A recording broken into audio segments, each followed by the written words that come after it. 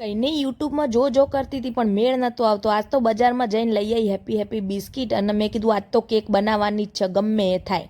તો 4 happy happy બિસ્કિટના packet લઈ આવીને ચલો હવે બનાવીએ કેક. તો પહેલાં લઈ લીધું મિક્સર જાર અને હવે આપણે તોડીશું બિસ્કિટ. બનાવતા વાર ના થાય ને એનાથી વધારે તો મને બિસ્કિટનું પેકેટ તોડતા વાર થઈ. ખબર નહીં તૂટતું જ નહોતું. લેન છે તોડિયાલ છે મારી ફ્રેન્ડ કે તને આટલું નહીં આવડતું પછી એને તોડિયાલું બિસ્કિટનું પેકેટ અને હવે ચલો બનાવીએ કેક. પણ પહેલાં હું મોઢું મીઠું કરી લઉં. બિસ્કિટ તો હારો હ પણ હવે કેક હારી થાય તો હારી વાત છે. સોરી બિસ્કિટ તો ગળ્યો જ હોય પણ એને થોડું વધારે ગળ્યું કરવા માટે અંદર નાખી દઈએ 2 ચમચી ખાંડ અને ભૂમ ભૂમ કરતું મિક્સર ચલાવી દઈએ.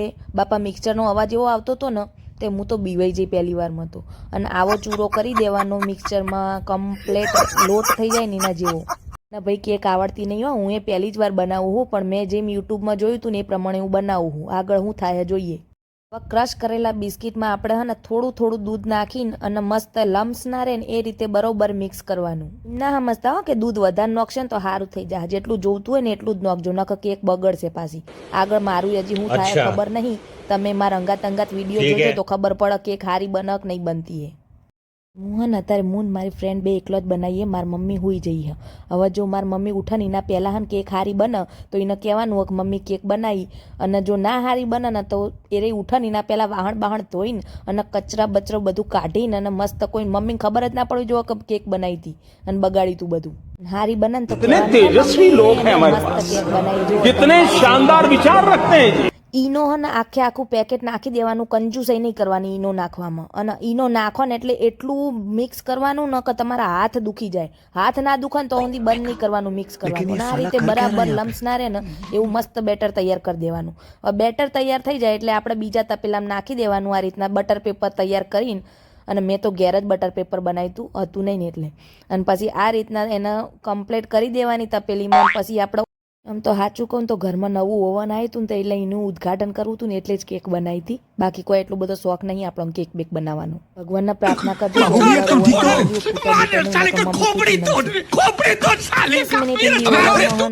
એને કેકના બેક થવા દીધી ને પછી બહાર કાઢીને તે થયું તું તો ખરું પણ હા હારું થોડું એક બાજુથી દાજી જઈ હતી. આગળ જોવા તમને બતાવું જેવી થઈએ. ઠંડી થઈને એટલે તપેલીથી કાઢી થોડું ઘણું નીકળી જતું હતું પેલા મતલબ આમ થઈ હતી હારી. પણ તમે જુઓ આગળ વિડીયોમાં જુઓ એના ને આ રીતે હું બટર પેપર કાઢવા જઈને તો જો આવી રીતના નીકળી ગયા. સાઈડમાંથી થોડું નીકળતું હતું. પછી માંડ ખોલ્યું. પછી મેં ક્રીમ બનાવી નથી પણ ઓરિયો બિસ્કિટની હે ને એમાં થોડી ખાંડ નાખીને અને ખબર નહીં મારી બેનપણીને કોને એવું કીધું હતું કે યુટ્યુબમાં જોયું હતું પણ એને મારી બેટીએ દળેલી ખોડ નાખીને આખી ખોડ નાખીને તે તમે જુઓ ને તો અંદર ખોડના કોકરા મૂઢામાં આવે ને એવા દેખાતા હતા.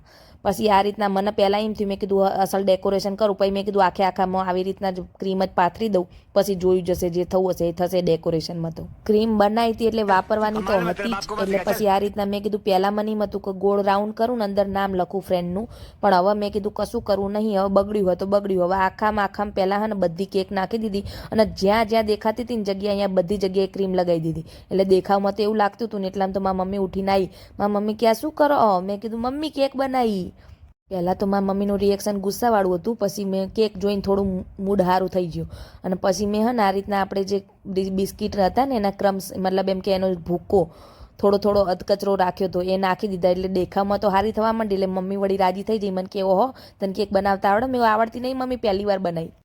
આ રીતના મસ્ત ડેકોરેશન કરી દીધું ને ફ્રીજમાં જે વસ્તુ પડી હતી ને એ બધી વસ્તુ લઈ આવી. તો આ રીતના જો જેમ્સ પડી હતી તો જેમ્સના આ રીતના ગોળ જેમ મનમાં આવ્યું ને એ રીતના ડેકોરેશન કરી દીધું. હવે એ વખત તો કોઈ હુસતું નહોતું પણ જેમ આવ્યું એમ કરી દીધું. તમે કોમેન્ટમાં કહેજો કે કેક કેવી લાગી. બાકી ખાધે તો બની હતી જોરદાર. થોડી નીચેથી દાજી જઈ હતી પણ ઊંધી કરી દીધી એટલે ચાલે.